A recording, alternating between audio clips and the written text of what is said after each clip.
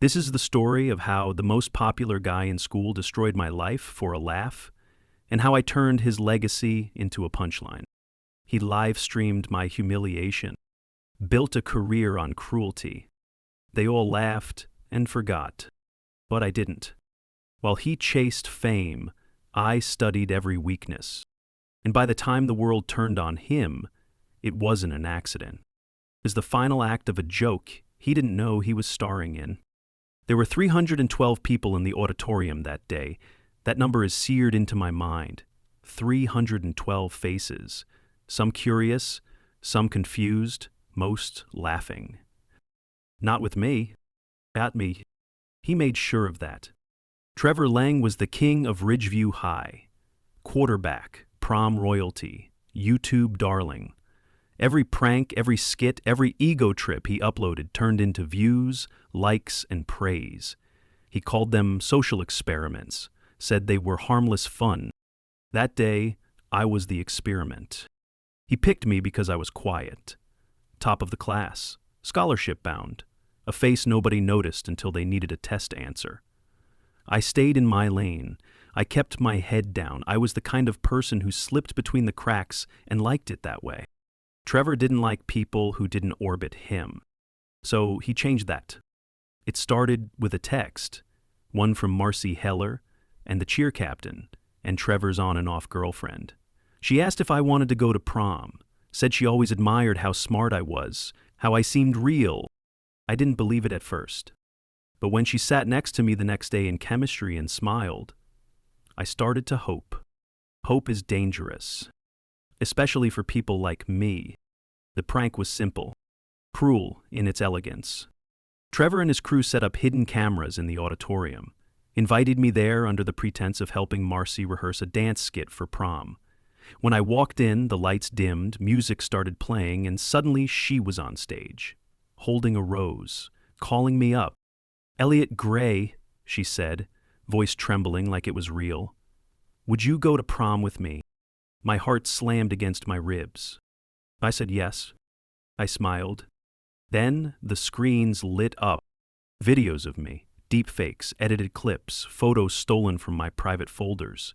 They'd hacked my laptop, overlaid my face onto porn, inserted voice clips, paired them with soundtracks. It was disgusting, vile, meticulously edited. And the worst part? They streamed it live, not just to the school, to Trevor's channel. Thousands of views in minutes. By the time I ran out, they were already monetizing the ad revenue.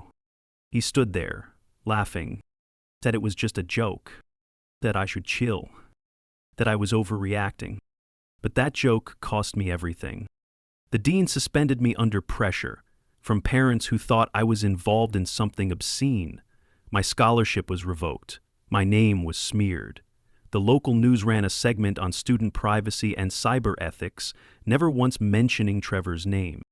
He got off with a warning, slap on the wrist, because his dad was on the school board, because he cried during the meeting and said it was all a mistake. I didn't fight back. I vanished, deleted my socials, dropped out, moved in with my aunt 4 counties away. I worked nights at a gas station, stocked shelves, stared at the floors instead of faces. But I never forgot. I watched him rise. He turned that prank into a springboard, got brand deals, sponsorships, merch lines, became that guy, the face of Gen Z comedy, made the rounds on podcasts, radio interviews, said he believed in pushing limits. Every new prank was bigger, crueler, more polished. He bought a Tesla before he was 20, moved into a downtown loft, had a manager, a legal team, fans. And I watched every upload, every statement, every pattern. I mapped his schedule. I learned the names of his crew, the interns, the sponsors, the exes, the weak links. And then I started pulling threads. Not with fire, with whispers. A message to one of his sponsors with a clip from a now-deleted video where he screamed slurs. An anonymous package to a studio exec with screenshots from a private Discord server he forgot to scrub. A quiet leak of old texts, laced with misogyny and casual cruelty. Nothing illegal, Nothing that could be traced back to me. Just truth. Layered. Timed. Calculated. The first sponsor dropped him 3 months later. Said it was creative differences. The next week, another backed out. A TV pilot he had pitched was put on hold indefinitely. He didn't panic at first. He posted a video titled, "They Can't Cancel Me." Got 3 million views. Then a former crew member, someone he once humiliated on camera by dumping a bucket of dead fish on his head, came forward. Said working with Trevor was toxic. Said he still had footage that was never aired. I made sure it found its way to the right inboxes. It took 6 months before the full collapse began. The money stopped. The calls slowed. The fans turned. And then came the podcast clip. An audio recording, authentic, raw, ugly, of Trevor mocking a girl who had attempted suicide after one of his pranks in high school. The backlash was brutal. The hashtags trended. The comments were a bloodbath. He went dark for weeks. When he came back, it was for an apology video. Classic format, low lighting, hoodie, fake tears. "I never meant to hurt anyone," he said. "I just wanted to make people laugh." I replayed that part 10 times. Laughed each time. Because he never understood. It wasn't about laughing. And it was about dominance. Humiliation as entertainment. And now, he was the punchline. But I wasn't done. Not until it ended. After the apology video, Trevor went silent. No uploads, no stories, no sightings. His fans speculated. Some defended him, called it a hit job.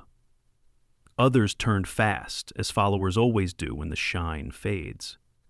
He tried to fade with dignity. He deactivated comments, locked his Instagram, made his Twitter private, but I didn't need him online. Because Trevor was a creature of habit. I knew where he went to drink, where he tried to blend in, which gym he used, which bar he could get into without being recognized, at least by people who mattered. I followed from a distance, took notes, watched his new life unfold like a failed sitcom pilot. No manager, no calls. The mailbox at his loft overflowed with unpaid invoices and legal notices. He pawned the Tesla for a used pickup, went back to a flip phone, said he was detoxing. The only detox he was doing was from relevance. Still, that wasn't enough. The public forgets. And he was too narcissistic to stay quiet forever. So I gave him a reason to speak. I posed as a producer, built a fake profile, a podcast network offering redemption interviews, a chance to reclaim the narrative. We emailed him directly. He took the bait. The deal was this: one interview, one uncensored real talk session, streamed live, no edits. We booked a studio, rented the space under a real LLC I created a year earlier. Everything was above board. He showed up in a black hoodie and sunglasses. No entourage. Just a nervous energy under all the forced calm. The host, another actor I hired, played the part perfectly. Warm, sympathetic, gently probing. Then the switch. 15 minutes in, the questions turned. "Did you ever regret what happened to Elliot Gray?" He blinked. "What, Elliot?" "The Ridgeview prank." He looked toward the camera, lips tightening. "I've answered that. It was a different time. People get too sensitive." "Would you call it bullying?"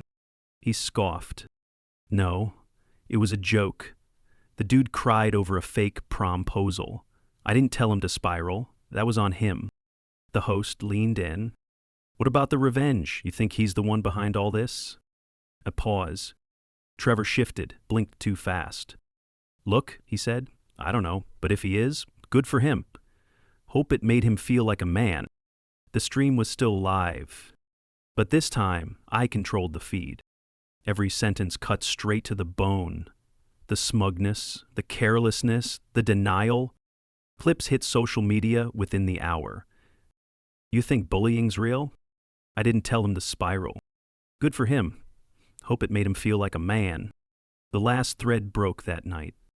Former fans reposted old videos with captions like "This aged like milk." Sponsors who hadn't even signed on disavowed him in advance. The studio owner was pressured to ban him from the premises. The landlord followed suit a week later. Eviction notice posted right on the glass door of the loft he couldn't afford anymore. His friends stopped answering. The old crew had long scattered, each with stories now verified by the world. Stories of manipulation, threats, coercion. All public. I made sure the receipts were lined up. Every DM, every blurred-out contract, every deleted video archive he thought was gone. I gave them to the people who needed it. The final push? A letter, handwritten, left in his mailbox. It said, "I know you don't believe in consequences, but that's the joke. You were never in control. Now the punchline is yours." Signed, Elliot. I didn't need to hide it anymore. He read it. I know he did. Because the next day, his phone was turned in at a pawn shop. He withdrew what was left of his bank account in cash. He tried to disappear, but attention was all he had ever known. And in its absence, he unraveled. Someone spotted him at a bus station 2 weeks later. Hair longer, beard grown in, mumbled something about starting fresh, but his eyes twitched when the man behind the counter asked his name. It was over, but not finished. Not until the funeral. Trevor's death didn't make headlines. Not right away. When they found him, he was face down in a motel bathtub with a bottle of vodka and 2 empty pill containers on the floor. No suicide note, just a half-written tweet draft on a burner phone that read, "They all think they're better than me now." The coroner ruled it accidental. Toxic mix of depressants and alcohol. The obituary listed his age, his achievements, and one carefully worded sentence about struggles with mental health. There was no mention of the scandals, no mention of me, no mention of Ridgeview or the videos or the chaos he ignited and drowned in. But I knew. I had known it was coming. Because for the last 4 weeks before he died, Trevor had been unraveling in real time. He had tried to restart his YouTube channel, uploaded a desperate vlog in a cheap hoodie with dark circles under his eyes. It was called The Truth About My Life. He spent 10 minutes ranting about cancel culture, liars, backstabbers, and how nobody gets to tell me I'm not funny anymore. It got flagged and removed for targeted harassment. Then came the rumors that he was living in shelters, couch surfing between strangers who once called themselves his fans. One girl posted a TikTok of him passed out in her laundry room, claiming he broke in thinking it was a party. The comments were savage. From fame to floor. Still looking for the punchline, bro? That was the final video. After that, he disappeared. Until the call came to the Ridgeview Alumni Board. The school organized a memorial, not because they cared, but because Trevor had been a name, a donor, a face on their promotional materials. They wanted to spin it, reframe the narrative. He was troubled. He needed help. Let's remember the laughs. The service was held in the same auditorium where it all began. 312 seats. I sat in the last row. Most didn't recognize me. I had changed. Haircut, glasses, weight, posture. But I recognized them. The teachers who said nothing. The students who laughed. The ones who posted RIP with teary emojis like they didn't fuel his rise. A slideshow played. Photos of Trevor smiling, holding trophies, throwing up peace signs with celebrities, a few clips from sanitized versions of his pranks, the less cruel ones. Music swelled, people dabbed at their eyes. I waited, and when the eulogies ended, I stood, walked slowly down the center aisle. No one stopped me. I climbed the steps, stepped up to the mic, and looked out at the faces. Some turned pale. Some didn't recognize me. I didn't care. I knew Trevor Lang, I said, voice steady. I knew the real one. The room went still. I was the subject of one of his earliest pranks, the one that made him go viral, the one that cost me everything. People shifted in their seats. He live-streamed my humiliation, hacked my personal data, edited lies into jokes, laughed while I cried. Someone near the front stood. "Who are you?" "I'm Elliot Gray," I said. No flinch, no apology. Gasps rolled through the room like thunder. I lost my scholarship, my reputation, my life. Because Trevor thought it was funny, I looked down, straight into the casket. And now he's dead. Silence. Some of you think that's tragic. Some think it's sad. I raised my eyes again. I think it's a punchline. No one moved. They called it a joke. But this is justice. I turned, walked back down the aisle. No one stopped me, because deep down, they knew. They had laughed too. I thought walking out of that auditorium would feel like triumph. It didn't. It felt like silence. Not the comforting kind. The kind that follows after sirens, after a car crash, after a scream that empties your lungs and leaves nothing but ringing behind. I walked into the parking lot with no plan, no goal. Just one step after the other, past people too stunned to look me in the eye. Some whispered. A few took out their phones, but didn't dare film. They all knew, even if they didn't admit it aloud, even if they buried it under words like regret and complicated legacy, they knew what Trevor had done, what they'd allowed, what they laughed at, what they became complicit in, and what I became in response. I didn't need to stay in Ridgeview anymore. There was nothing left to burn. Trevor's old channel was scrubbed clean, most of his videos demonetized, flagged, or deleted.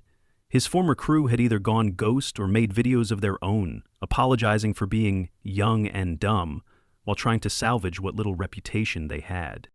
The sponsors never came back. The last of his merch line ended up in a landfill after clearance racks couldn't move it. His fans moved on. The algorithm forgot him. And me? I didn't post anything, didn't try to explain.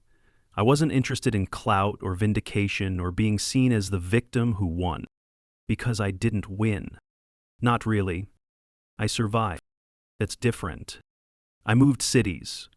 Started over again. Used the skills I picked up during the long years in exile. Coding, cybersecurity, social engineering. I built a small consulting firm. Stayed low. Took jobs that let me help others avoid what happened to me. I watched lives ruined from the back end now, not because I wanted to, but because people begged for help to stop stalkers, smear campaigns, digital abuse. I was good at it. Too good. And sometimes I wondered what that made me. But then I'd remember the look in Trevor's eyes when he realized the world had turned on him. That flicker of confusion, then anger, then fear. And I'd remember that justice doesn't always come with clean hands. One night, a message came through my encrypted inbox. No name, just a video file. I debated opening it. When I finally did, it was a clip from Trevor's burner phone, one of the last videos he ever recorded.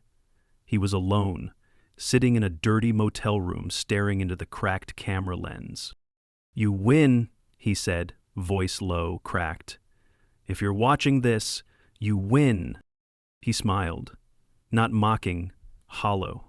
I thought I was untouchable. I thought everything was a joke. He looked down at something, maybe the script he never finished, then back up. "You weren't the only one I hurt. You were the first to hit back." There was no apology, not a real one, but there was truth. That was enough. I deleted the video. Not out of mercy, out of finality. Because this story wasn't about redemption. It was about revenge. And revenge, when done right, doesn't end with applause. It ends with silence, with absence, with a name that fades from memory. Not because it... At Trevor's grave, a simple headstone in a cemetery too quiet for the noise he once lived for, someone had left a bouquet of fake roses, plastic, dusty, cheap. I didn't know who did it, but I liked the symbolism. Fitting for someone who built a life out of things that only looked real. I stood there for a while, not to mourn, to ensure it was done. Final, complete, then I turned and walked away. The wind picked up behind me, and somewhere in the distance I could almost hear laughter. Not the cruel kind, mine's soft quiet there, the sound of a punchline finally landing.